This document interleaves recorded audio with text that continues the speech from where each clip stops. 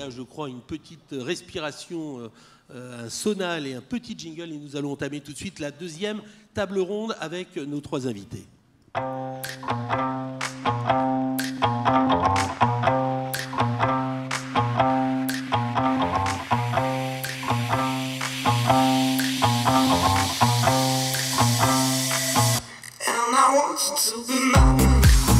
Le temps long dans les opérations extraordinaires. Je vais vous demander d'accueillir le général Laurent Michon qui va venir nous rejoindre, général du corps d'armée, officier général de la zone de défense et de sécurité ouest, commandant la zone terre-mer ouest. Mon général, merci.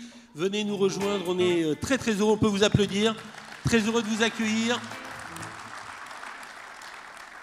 En charge notamment de la force Barkhane, on va parler énormément, tout ceci avec vous. Nous serons également, on va les saluer, ils sont en connexion avec nous en direct. Grand merci à Sébastien Rogue, c'est le skipper de Primonial. Il a terminé à la 3e place de la dernière route du Rhum destination Guadeloupe. Il était engagé en classe Ocean 50, ce sont ces multi 50 pieds. Il sera avec nous pour nous parler bien évidemment de cette traversée, mais du temps long, parce qu'une route du Rhum, c'est à 4 ans, mais une traversée, ça n'est que 11 jours pour lui. Mais même dans ces 11 jours, il nous dira qu'il faut gérer le temps long. Et puis, grand merci, il est très pressé, c'est Joseph Bizard, c'est le directeur général d'OC Sport, Penduic, organisateur de cette mythique épreuve de la route du Rhum, destination Guadeloupe. Bien évidemment, Gaspard Koenig, vous êtes avec nous. Bonsoir Joseph. Merci d'être avec nous. Je le disais, directeur général d'OC Sport, Penduic, organisateur de cette mythique épreuve. La première question, elle sera toute simple. Comment on concilie une industrie très lourde comme l'organisation d'épreuves comme la route du Rhum destination Guadeloupe, comment on organise la Jacques Vabre, et puis comment on concilie un événement presque éphémère sur les pontons de Saint-Malo et de Pointe-à-Pitre et d'une traversée qui va de plus en plus rapidement. C'est vrai que le titre de cette table ronde, il résonne beaucoup avec le métier qu'on fait d'organisateur d'événements. Il est sans doute un peu exacerbé dans notre métier par rapport à d'autres entreprises, même si on sait que le temps long et le temps court, c'est le quotidien de tous les dirigeants d'entreprise. Mais dans notre métier, il y a d'abord un peu d'extraordinaire. Je pense que Sébastien Rogue aura l'occasion d'en parler. C'est un métier qu'on considère et un sport qu'on considère un peu extraordinaire par ce qu'il raconte et par ce qu'il est. Et puis il fait effectivement, j'allais dire, un peu caricature dans la gestion de ces deux temps. Un temps long de notre organisation, qui est un temps qui s'inscrit dans plusieurs décennies, puisque mon groupe OC Sport Penduic est un groupe qui a organisé des courses au large depuis plusieurs dizaines d'années maintenant, d'un sport qui existe depuis une cinquantaine d'années et qui a cette chance d'exister encore aujourd'hui. T'entends bien ? Et puis le temps court lui-même qui est... Ouais, j'entends bien. Sébastien est connecté avec nous, hein, on va le retrouver dans un instant. Voilà, à tout de suite Sébastien Rogue. À tout de suite. Joseph.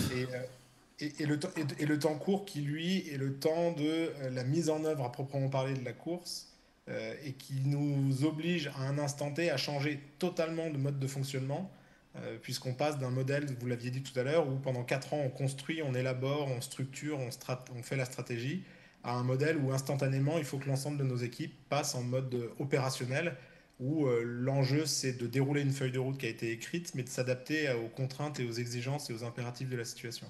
Ça, c'est la première réflexion que ça appelle chez moi. Oui, c'est extraordinaire de faire des événements. Et puis oui, on doit effectivement concilier ces deux temps-là de façon exacerbée, de façon simultanée, successive, pardon, et pas simultanée.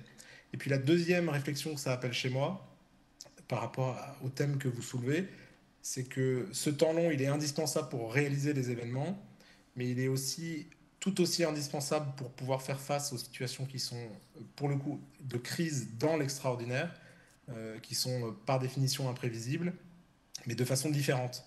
Je m'explique.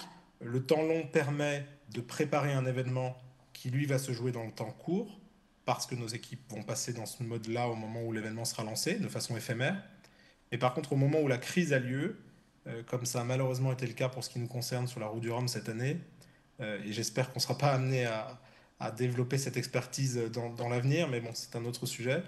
quand la crise a lieu, le temps long permet de se projeter et d'absorber la crise et de faire en sorte que cette contrainte qui nous submerge et qui par définition casse toutes les feuilles de route qu'on a établies, et c'est sans doute d'ailleurs nécessaire de changer radicalement le mode de fonctionnement et de plus s'adosser à la feuille de route parce qu'il faut s'adapter à des contraintes qui sont lourdes et structurantes, et ben ce temps long, en fait, il nous permet de gommer ces contraintes parce qu'on se projette dans des temps dans lesquels probablement à l'avenir on aura des bénéfices associés à la gestion de crise positive.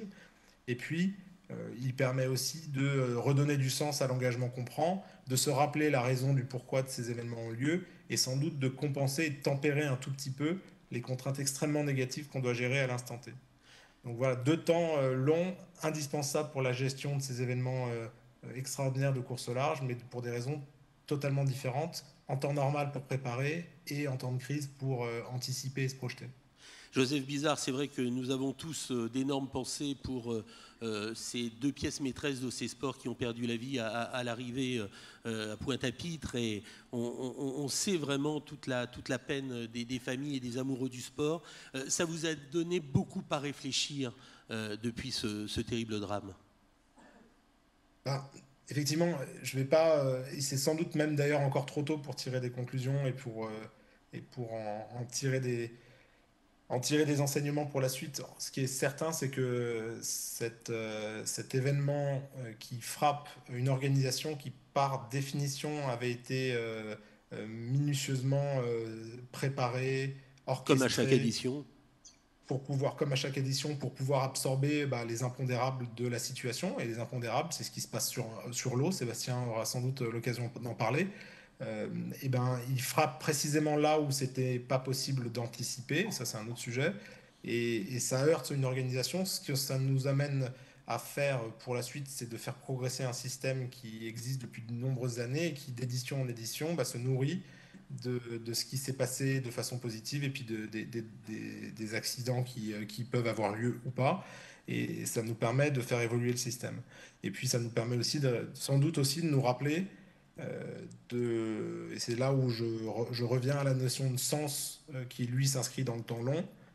Le sens de ce projet d'organiser des courses au large et d'organiser des événements pour le grand public, ce sont sans doute des événements parfaitement inutiles parce qu'ils n'ont pas d'engagement dans le rouage de notre société. Pour autant, ils sont indispensables parce que ils racontent quelque chose que la société cherche à tout prix à avoir, peut-être de l'inconfort dans un monde très confortable, etc. Et c'est ce sur quoi on s'appuie pour pouvoir poursuivre, passer ce cap-là et continuer à construire des grandes épreuves avec les enseignements de ce qui s'est passé sur cette édition-là. Merci infiniment Joseph Bizard, qui est le directeur général d'OC Sport, groupe Penduic, le Télégramme. Merci d'avoir été avec nous, parce que je sais que votre temps est vraiment compté. La salle vraiment à Saint-Grégoire vous applaudit chaleureusement. Bravo à vous et à toutes vos équipes. Merci beaucoup Joseph d'avoir été parmi nous. Merci infiniment de votre attention. Merci, je suis persuadé que Général Michon, vous allez nous en parler de cette gestion de crise. Juste avant, un mot, Gaspard Koenig, sur ces mots. Je vous vois prendre beaucoup de notes sur les interventions de nos intervenants. Oui, parce que je sais qu'après, je dois dire un truc intelligent, donc ça me stresse. Mais ça va sans dire. Mais d'abord, alors là, c'est pas très intelligent, mais ça m'a beaucoup rappelé, alors à une échelle plus modeste, mais la préparation du voyage à cheval, parce que, évidemment, ça se prépare pendant beaucoup plus de temps que le déroulé. Et ensuite, il arrive des choses qui sont évidemment pas prévues, même dans les pires manuels. Donc, par exemple, un jour, on est tombé dans un marais-cage. Mais ça, j'avais lu nulle part qu'un cheval pouvait tomber dans un marais-cage. Ça n'existait pas. En revanche, c'est le fait d'avoir appris la bourrellerie qui m'a permis de réparer les sacoches. Bref. Mais juste pour revenir sur le fait que, par exemple, il a dit, un peu comme on a entendu avant, de toute façon, la route, elle casse la feuille de route. Enfin, l'itinéraire casse la feuille de route. Et j'ai entendu un skipper récemment de la route du Rhum, je ne me rappelle plus son nom, je suis désolé, qui disait en fait, on ne peut pas faire cette course si on ne comprend pas qu'il va y avoir que des incidents, que des accidents, que des choses qui ne sont pas prévues, que des crises. Et pour ça, il faut être préparé psychologiquement à la crise perpétuelle, ne pas se dire « Ah, la flûte, c'est pas de chance, alors ça me tombe dessus ». Et ça, c'est une notion qui nous vient, enfin en tout cas, pour se mettre dans cet état d'esprit, et pour revenir sur Montaigne, c'est quelque chose de très stoïcien. Stoïcisme, c'est ce qui vous apprend à être relativement détaché des circonstances extérieures et à dire, bon, ce qui ne dépend pas de moi, c'est pas la peine d'essayer de le modifier, je dois me concentrer sur ce qui dépend de moi, c'est-à-dire le jugement que je porte sur les choses. Voilà. Et c'est une manière de gagner la liberté qui, je pense, est très moderne aujourd'hui, dont on a bien besoin. Voilà. Merci en tout cas pour cette réaction. J'aimerais que l'on applaudisse dans quelques secondes le général Michon, le général de corps d'armée, officier général de la zone de défense et de sécurité ouest, car avec ces hommes, sur l'ensemble du territoire et à travers le globe, ils assurent notre sécurité, parfois, trop souvent, au péril de leur vie. Je pense que ça mérite des applaudissements nourris pour vous. Merci, général. Vous allez nous parler bien évidemment de cette urgence, de cette importance du temps long. Vous allez nous parler également de cette gestion de crise que vous connaissez et vous l'avez eue forcément dans une carrière particulièrement remplie et en étant à la tête aussi de cette opération Barkhane. J'aimerais aussi que vous puissiez peut-être commencer sur une idée très forte pour vous, idée pratiquement directrice, comme quoi les réussites de court terme sont toujours issus vraiment d'une anticipation et d'un objectif à long terme. Oui, tout à fait, c'est une conviction assez profonde qui ne date pas de Barkhane ou d'avant, mais de toutes les années. Donc c'est bien parce qu'on va pouvoir peut-être s'affronter sur l'importance d'anticiper, alors de prospective, anticipation, planification. Mais j'ai passé mon temps, comme beaucoup de militaires, parce qu'on adore ça en fait, à planifier. Mais alors pas au mode stalinien ou chinois ou russe. Donc je vais expliquer ce qu'il y a derrière le mot planifier pour nous, qui est, il me semble, une clé de la réussite. Avant juste de démarrer sur Barkhane, un premier temps, puis d'étendre sur mes autres expériences ou nos autres expériences. D'abord, merci d'avoir souligné que la mort est au centre de tout, et notamment de la liberté, notre enthousiasme, optimisme, même nous les militaires. La mort reçue, la mort que l'on risque, la mort que l'on ordonne de risquer pour nos hommes, mais la mort que l'on ordonne aussi au sens où on la donne, ce qui donne, j'allais dire, à l'action militaire une gravité particulière.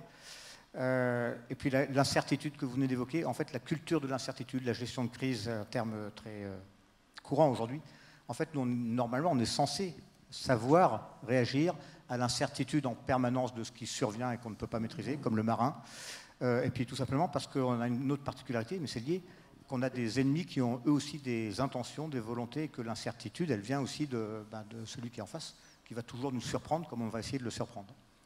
Alors oui, je pense que ça a été dit, et pour le coup, là, je rejoins beaucoup de choses, que ce soit dans le monde économique ou le monde philosophique.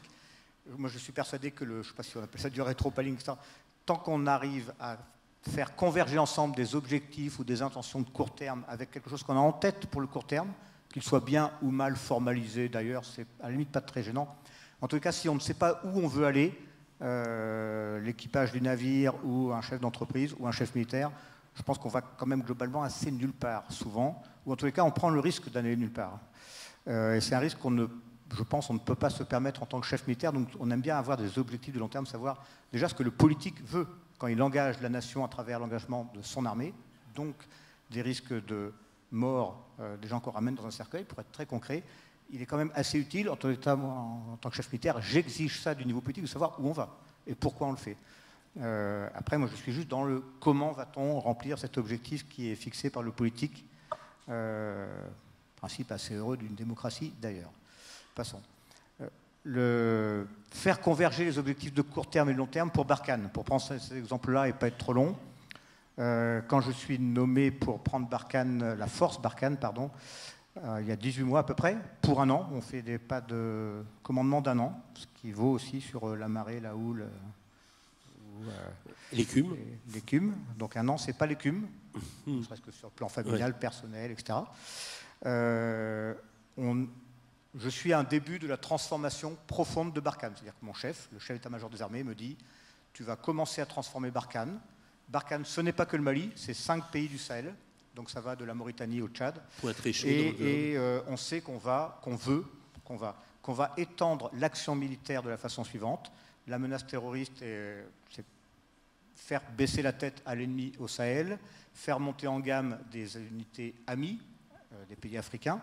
C'est aider les gouvernements, mais aussi tout le monde du développement des ONG à élever des choses comme le niveau de vie moyen, les conditions de survie des populations pour qu'elles soient moins enclines à se réfugier chez le terroriste qui leur permet de survivre d'une autre façon.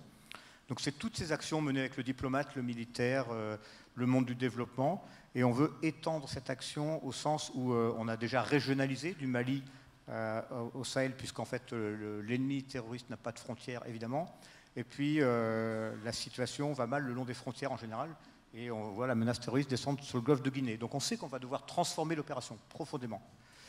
Des options ont été proposées au président de la République à ce moment-là. On ne sait pas, moi je ne sais pas quand je pars ce qu'il va être décidé très concrètement.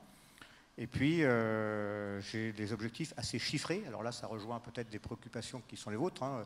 Moi, je dois passer de 5000 hommes au Sahel, grand comme l'Europe, à 3000 en gros. Je dois en un an diviser par 2 les effectifs. C'est un objectif comme un autre qui est peut-être idiot, caricatural, etc.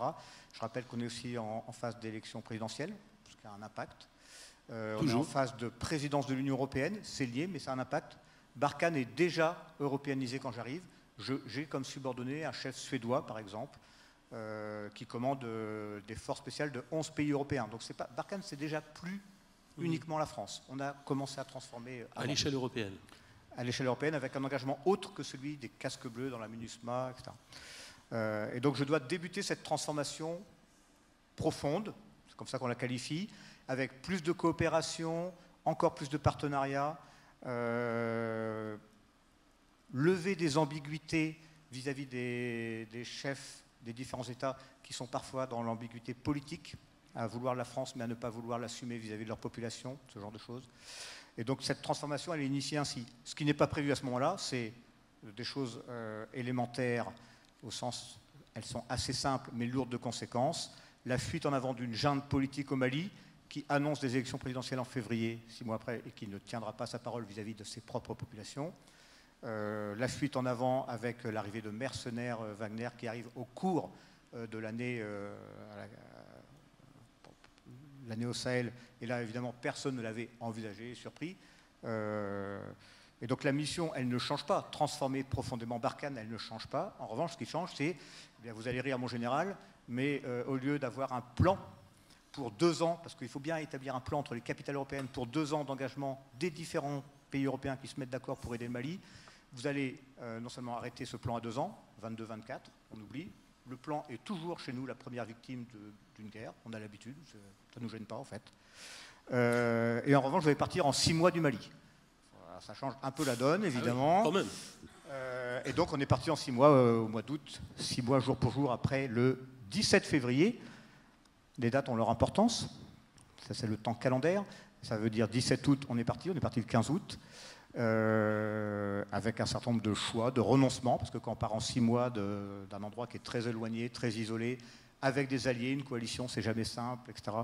Il y a un objectif de temps à remplir, sans engager l'avenir par ailleurs, c'est-à-dire en faisant les choses correctement, sans prendre de coups, si possible, et en continuant d'en donner, si possible.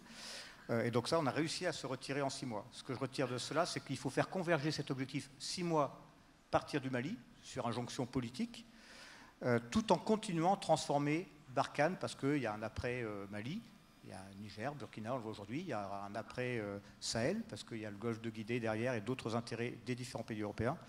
Et donc, en fait, le défi d'un chef militaire, c'est de faire converger des objectifs de court terme dans une vision de long terme qu'on a à peu près clairement en tête, en tous les cas qu'on se doit de clarifier pour ses subordonnés, ses hommes.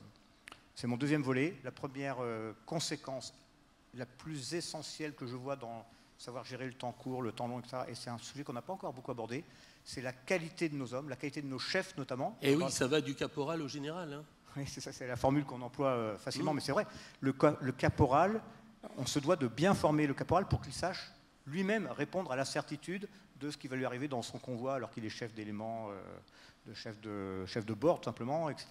Et donc lui-même doit savoir gérer l'incertitude de son niveau. Il ne sera pas laissé tout seul dans notre système très hiérarchisé, organisé, etc.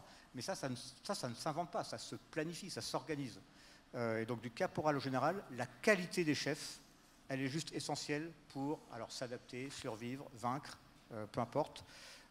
Et on passe beaucoup de temps à former, formation initiale, formation continue, bref, à adapter nos chefs au monde qui change. Donc moi, en général, je suis retourné plusieurs fois sur les bancs de l'école, depuis le temps où je suis sorti d'école de Coët-Quidan, où on creusait des officiers. Et général, on a le sentiment que le monde, il est de plus en plus dur.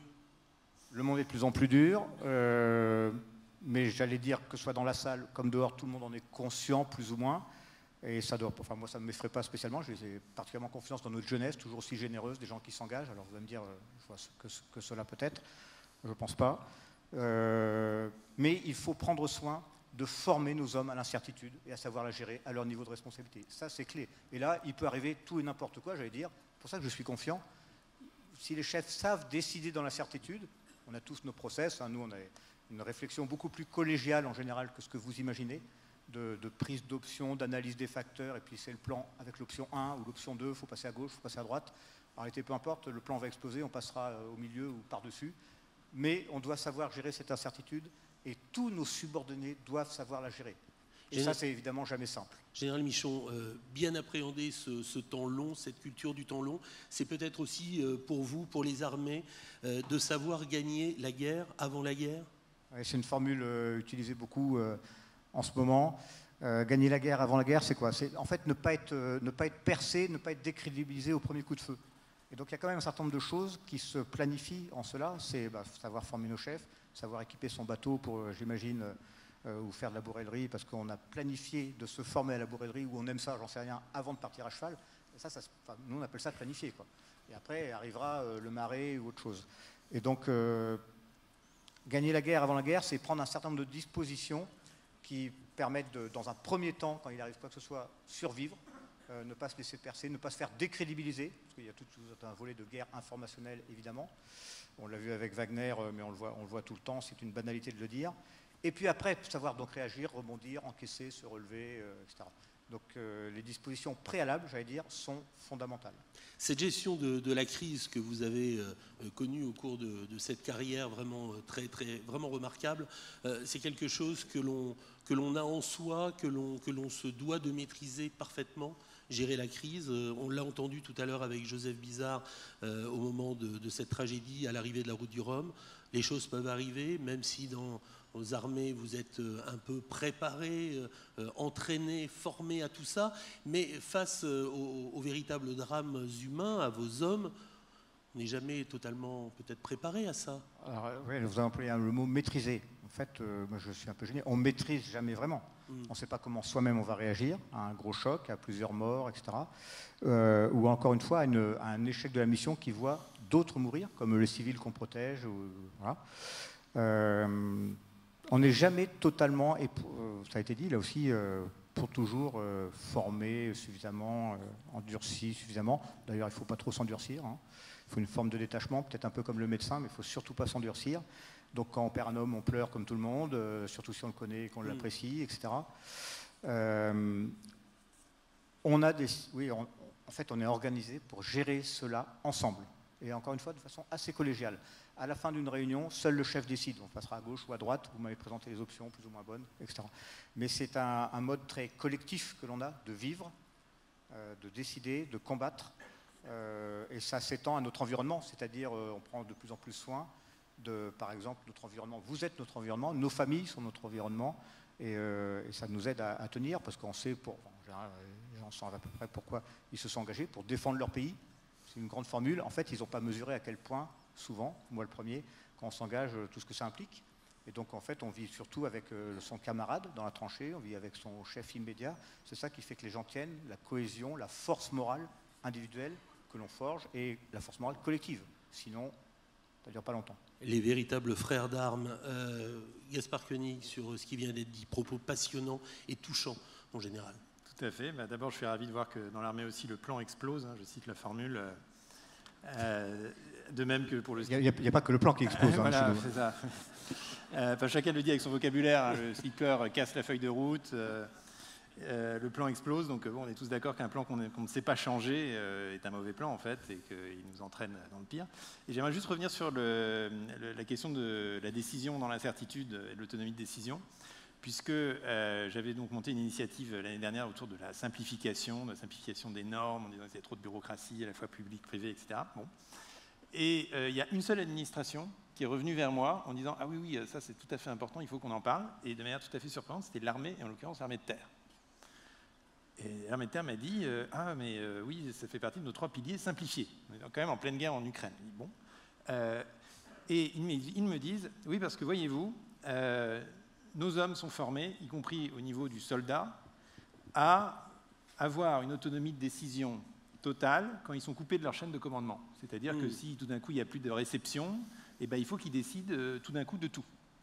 Et donc il faut qu'ils soient formés à être autonomes sur l'ensemble de ce qu'on leur demande de faire, et de manière soudaine. Et quand ils rentrent ensuite dans les casernes en France, ben, tout d'un coup il faut remplir des formulaires pour avoir une nouvelle paire de lacets, et ça rentre en contradiction flagrante avec leur mission même. C'est-à-dire que ce n'est pas juste un ennui, c'est quelque chose qui est en contradiction avec la mission, avec la manière dont ils sont formés. Et en fait, la même chose, je pense, peut s'appliquer aux entreprises. C'est-à-dire qu'il faut former les employés pour que, non pas pour qu'ils appliquent des process, mais pour qu'ils sachent prendre une décision autonome, l'assumer. Alors, je sais que c'est compliqué, mais les chefs d'entreprise qui même essayent de le faire me disent que c'est compliqué, parce qu'il y en a qui ne veulent pas. Il y en a qui ont peur, il y en a, bon, mais c'est une question de responsabilité, mais pour ça, il faut encore créer les institutions qui permettent d'avoir cette espèce de marge de manœuvre où l'individu décidant pour lui-même devient intelligent, en fait. L'intelligence, ce n'est pas donné quand on dit « Ah oui, mais les gens sont bêtes » ou je ne sais quoi. Non, parce que quand on infantilise les gens, ils deviennent bêtes, effectivement. Mais quand on leur laisse une marge de liberté, c'est là qu'ils construisent, en fait, leur rationalité. La rationalité, ce n'est pas un donné, c'est un processus. Merci en tout cas pour cette perception de vue. Je crois qu'on peut vous applaudir. Vous restez avec nous car cette table ronde sur le temps long dans les opérations extraordinaires, cette table ronde n'est pas terminée. On l'a vu apparaître furtivement tout à l'heure. Il est bien avec nous. Il s'agit de Sébastien Rogue. Il est le skipper de Primonial, troisième de la dernière route du Rhum en Ocean 50. Merci à vous. On va dire que ce sont des trimarans de 15 mètres 24. Merci à vous. Vous avez traversé l'Atlantique avec une épreuve où vraiment ça bastonnait quand même. 11 jours, 3 heures, 37 minutes et 37 secondes. Je vais juste donner votre palmarès, autre palmarès, parce que vous êtes un habitué des podiums. Vous êtes vainqueur, plus jeune vainqueur d'ailleurs de l'histoire de la Transat Jacques Vabre. Vous étiez tout jeune, vous l'êtes encore aujourd'hui. C'était en 2013. En Jacques Vabre, vous êtes troisième en 2019 et vous la gagnez sur Primonial, cette Jacques Vabre, en 2021, avant de faire cette troisième place. Ça mérite vraiment des applaudissements nourris. Bravo Sébastien Rogue. Eh bien, bonsoir à vous. Je suis ravi d'être avec vous ce soir. Eh bien, écoutez, c'est un plaisir qui est partagé. Vous allez nous dire que cette gestion du temps long, eh bien, elle se gère avant tout, hein. Alors, quand on m'a proposé d'intervenir et de parler du temps long, en fait, je me suis dit, mais déjà, le temps long, il faut le définir. C'est-à-dire que nous, dans notre stratégie en course au large, le temps, il faut savoir que tu es dans une stratégie de temps long. Et je pense que la question mérite de se poser, parce que chaque stratégie, que ce soit court-termiste, à moyen terme ou long terme, déjà, il faut avoir la capacité réelle de se dire « Ok, je suis sur une stratégie long terme et j'ai du temps long pour pouvoir la déployer. » Et parce que toute stratégie a des actions qui sont en adéquation. Et donc, déjà, en tout cas, nous, quand on réfléchit dans nos stratégies, on revient souvent en se disant « Attends, là, c'est quoi? On est sur le moyen terme, on est sur le long terme ?» parce que les actions sont différentes. Donc, déjà, bien définir le fait qu'on soit dans du long terme. Le temps long, c'est une véritable gestion. Le temps long, c'est une gestion. En voile, le temps long, c'est une gestion des émotions, c'est une gestion de l'effort, c'est une gestion de la fatigue, c'est une gestion humaine. Dans le temps long, j'ai envie de dire, en tout cas pour les marins, il faut même s'autoriser le fait de s'ennuyer pour que le temps long passe peut-être moins longuement. C'est des choses qui arrivent aux marins, de s'ennuyer des fois. Alors le temps long, il se prépare, et pour reprendre un terme de navigation, il faut savoir fixer le cap. Je pense que vous n'allez pas nous contredire, parce qu'entre 4 années, entre l'année vraiment du départ de la future destination Guadeloupe, mythique course de la route du Rhum, et puis la prochaine édition, il va se passer 4 ans. Il faut se fixer un cap dès aujourd'hui, mais le cap va très certainement évoluer au fil des années. Et au moment du départ, il ne sera plus le même, mais il faudra rester quand même dans les clous. Non, mais c'est certain. Nous, quand on décide de prendre part à la route du Rhum en 2022, c'est un choix qu'on fait en 2018. Donc, forcément, moi, j'ai pas et n'ayant pas de boule de voyant, il y a ce que j'imagine quand je monte mon projet, que je le crée, et puis ensuite, il va se passer tout un tas de choses. Donc, aller sur une stratégie long terme, c'est évidemment définir le cap, avoir la capacité à modifier ce cap, et aussi, dans ta stratégie long terme, avoir la capacité à refaire descendre la vision sur les gens qui, eux, font l'opérationnalité du temps court. Parce que quand tu es dans le temps court, tu as quand même besoin d'une vision du temps long. Ça te permet d'avoir ton étoile de berger et de savoir où on emmène les autres. Le cap, il peut changer, mais il doit être déterminé, quoi, si on vous écoute bien. Le cap, en fait, c'est toujours plus facile de déployer un plan B quand on est déjà sur une base de plan A. Si on n'avait pas ce cap, évidemment, on serait, et le général en parlait tout à l'heure, effectivement, on serait perdu dans la nuit. Et aujourd'hui, cette capacité à modifier son cap, à modifier sa stratégie long terme, parce que qui aujourd'hui a déployé un plan stratégique sur 4 ou 5 ans sans qu'il fonctionne, sans qu'il ait bougé? Personne, à mon avis. Que ce soit les chefs d'entreprise, que ce soit des militaires, que ce soit qui que ce soit, tout s'adapte et il faut avoir cette capacité d'adaptation dans le temps long. Quand on met la traversée de l'Atlantique pour vous en 11 jours, on parle de temps long ou de temps court? Est-ce qu'on le séquence quand même, ce temps? Bien sûr, on le séquence. Nous, on travaille avec 3 types de temps au quotidien. On travaille avec le temps long, qui est la stratégie à 4, 5, 6 jours. Le temps moyen, donc la stratégie à moyen terme, c'est quels vont être les impacts dans les entre 24 et 72 heures. Et ensuite, on a le temps court, qui est qu'est-ce que je fais toutes les heures, toutes les demi-heures, toutes les 15 minutes. Et ce qui est intéressant, c'est qu'en fait, tout ce temps vit ensemble. C'est-à-dire, on déploie une stratégie court terme dans une stratégie long terme. Et c'est pour ça qu'il faut aussi bien déterminer ce qui est le temps long et ce qui est le temps court. Et cette notion du temps long n'est pas la même pour chacun. Pour moi, c'est 5 jours, pour d'autres, c'est 5 ans. Quand j'ai monté mon projet, c'était 4, mais quand j'ai fait ma course, c'était que quelques jours. Et parce que chaque action est liée en tout cas, les actions qu'on mène et qu'on déploie sont liées à un temps. Moi, mes prises de décision pour le temps long ne sont pas mes prises de décision pour le temps court, évidemment. C'est-à-dire que si je décide de traverser l'Atlantique et que mon option, c'est une option à l'ouest, eh bien, je ne vais pas m'interdire dans cette option à l'ouest d'aller faire un quart d'heure de sud parce qu'un nuage est devant moi et que si je ne fais pas ce petit coup de sud, eh bien, je resterai empétolé pendant 2 heures sous un nuage. Donc, et je trouve ça sympa de sauter au final aussi d'une stratégie court terme tout en se déployant dans une stratégie long terme. C'est intellectuellement rigolo.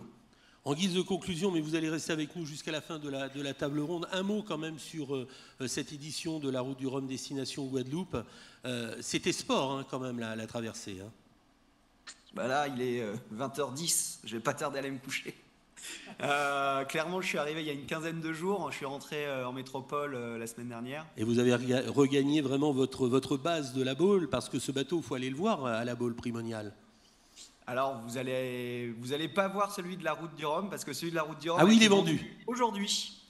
Et on a la chance avec Primonial et l'ensemble de nos partenaires de... Et c'est un Malouin, je crois. J'ai cru comprendre que c'est un Malouin qui allait le racheter.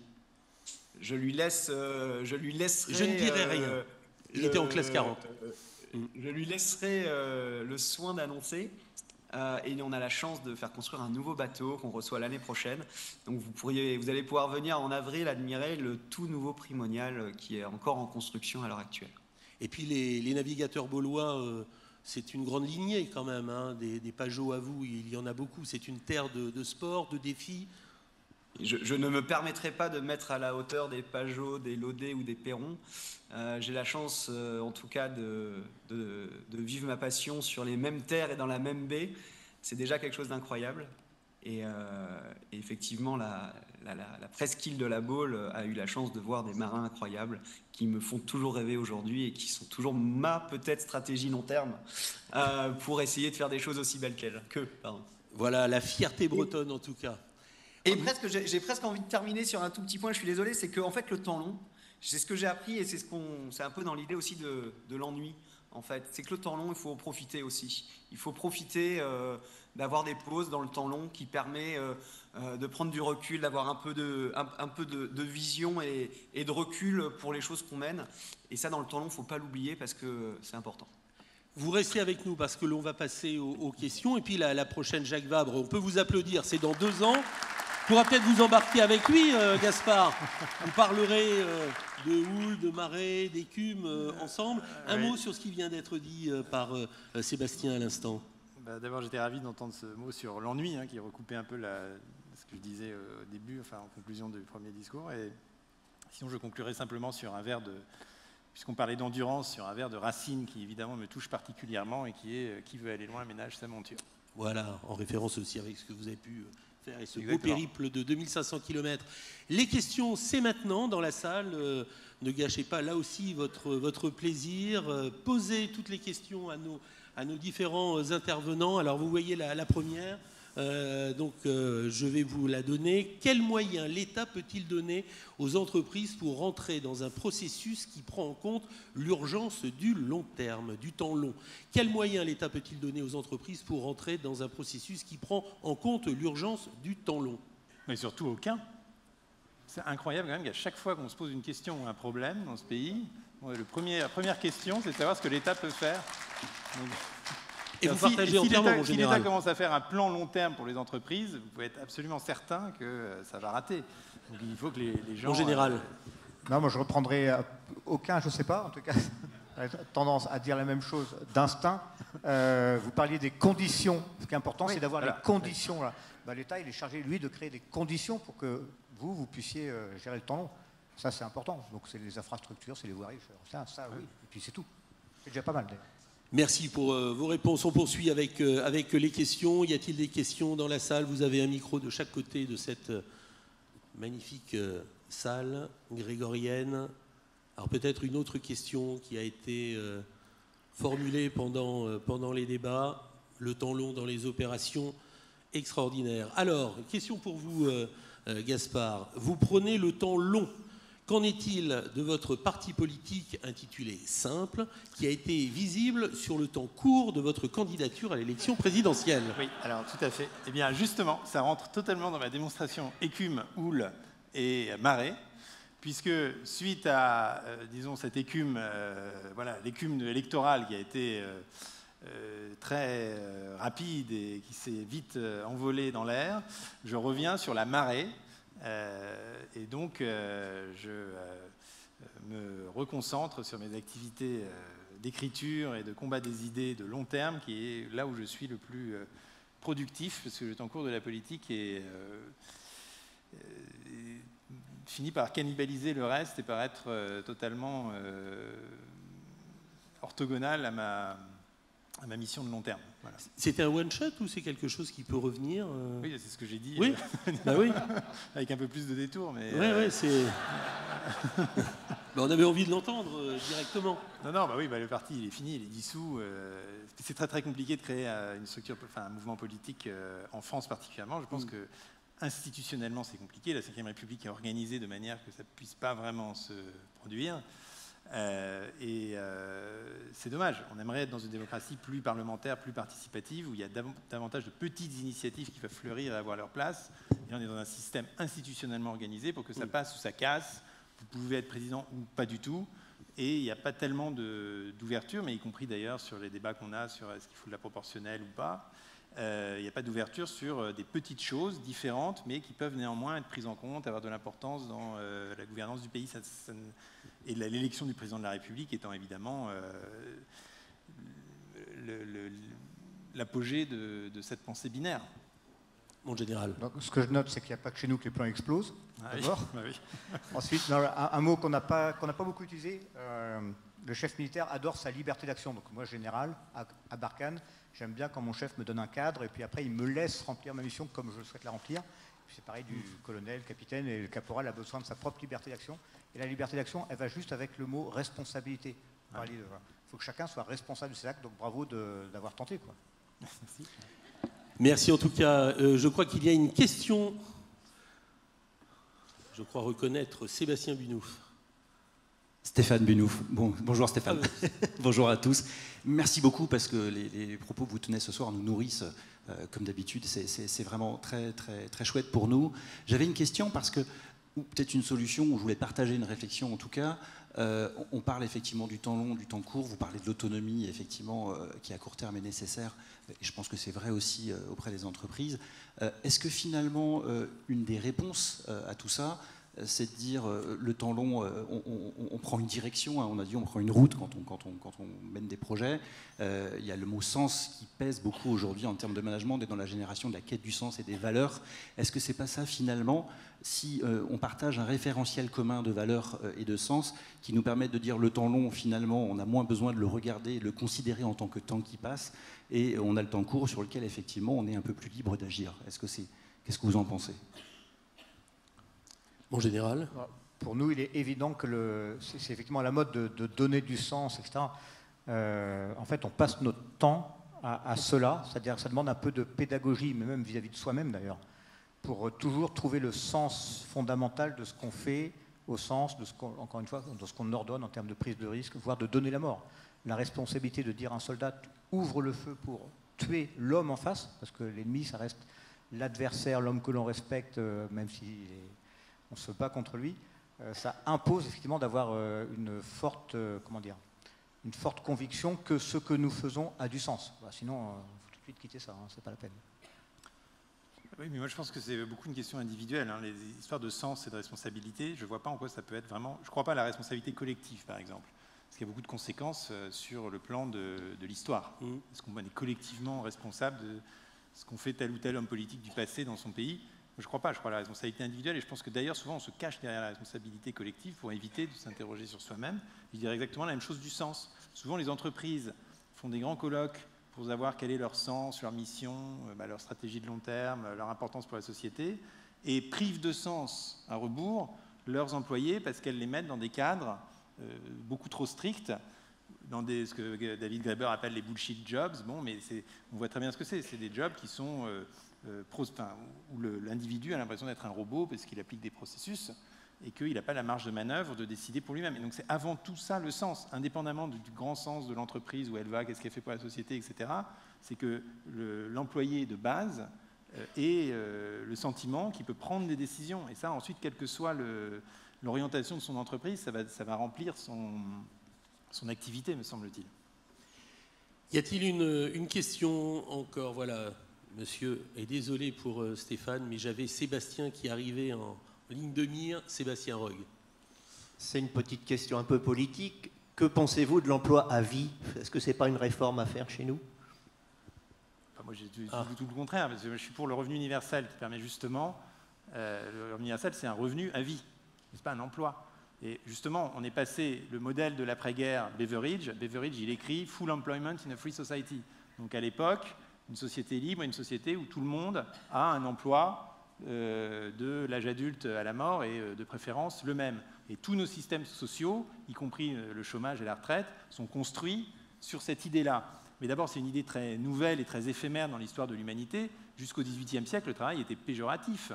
Le travail, c'était pour les paysans. Chez les Romains, l'otium, le loisir, y compris de débattre politiquement dans la cité, c'est ça qui est valorisé. Et le negotium, c'est-à-dire le négoce, le commerce, donc l'activité économique, se définit par contraste avec l'osium. C'est le nec osium, c'est ce qui n'est pas le loisir noble.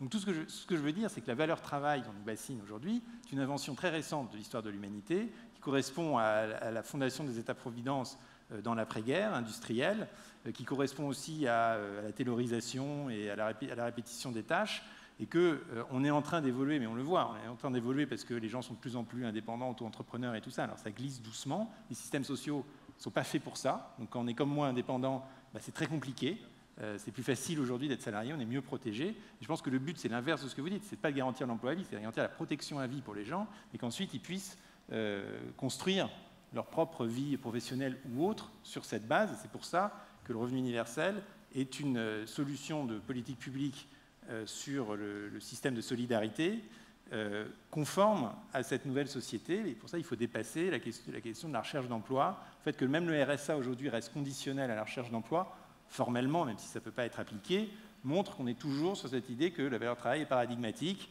et qu'il faut le faire pour sa société. Mais non, il faut le faire parce que ça nous fait plaisir et parce qu'on y trouve du sens, justement. Général Laurent Michon. Oui, je vais profiter de votre question pour faire de la retape. Dans les armées, on n'est pas trop pour l'emploi à vie. Alors, c'est pas sur un plan philosophique de la société, de l'organisation du travail, du revenu universel, mais on aime bien des armées jeunes, en fait. C'est-à-dire des soldats jeunes. On ne veut pas de soldats, comme ça existe en Belgique, hein, qui ont 55 ans. Parce que, en fait, c'est plus dur de bondir hors de la tranchée à 55 ans. C'est plus difficile d'être un bon pilote de chasse, je pense, aussi à 55 ans, etc. Donc, en fait, l'emploi à vie militaire, même moi, le premier, j'ai bientôt fini, quoi. En gros, je suis en phase terminale, là, hein, donc, ce qui veut dire qu'on a tous une deuxième vie, un autre emploi. Donc, un emploi militaire à vie, je ne le sens pas. Et c'est l'effet retape, là. J'en profite. Merci de m'avoir invité. La cohésion nationale dont on parle, etc. Moi, dans l'armée de terre, 100% des soldats qui sont en CDD, pour employer votre jargon, 25% des sous-officiers qui sont de carrière, que 25%, et pareil pour les officiers. Ça veut dire que tout le monde a une deuxième vie, parmi vous, en gros. Donc embaucher des militaires qui passent dans le monde civil de l'entreprise éventuellement, vous aurez des gens à peu près fiables, je pense, qui se lèvent à l'heure, ou si le réveil ne sonne pas, ils appellent et ils préviennent. Voilà. C'est leur principale qualité. Voilà, des propos qui font mouche. On va prendre une dernière question. Nous sommes ensemble depuis 2 heures avant d'avoir la conclusion par le président Éric Chalon-Belval. Peut-être la dernière question. Y a-t-il une dernière question? Le contraire me surprendrait. 1 fois, 2 fois, 3 fois. Bon, vous êtes impatient d'entendre la conclusion du président Éric Chalon-Belval. Ah bah, je vais profiter pour dire quelque chose alors. Ah bah allez-y. Non mais c'est sur l'armée, c'est une petite chose, mais est-ce que vous me détromperez si je dis que l'armée est l'administration où il y a le plus de contractuels? Il y a assez peu de gens qui sont sous statut de la fonction publique dans l'armée. Alors, oui, je vais vous contredire, mais pas sur le sujet contractuel, sur le sujet administration. Oui, non, d'accord, ok. Mais oui, parce que souvent on dit le statut de la fonction publique, c'est important parce que ça donne aux fonctions régaliennes plus de stabilité. Or, la fonction la plus régalienne de toutes, qui est l'armée, fonction, hein, est celle où ce statut est le moins appliqué exactement pour les raisons qui viennent d'être évoquées. Et en tout cas, merci pour cette précision.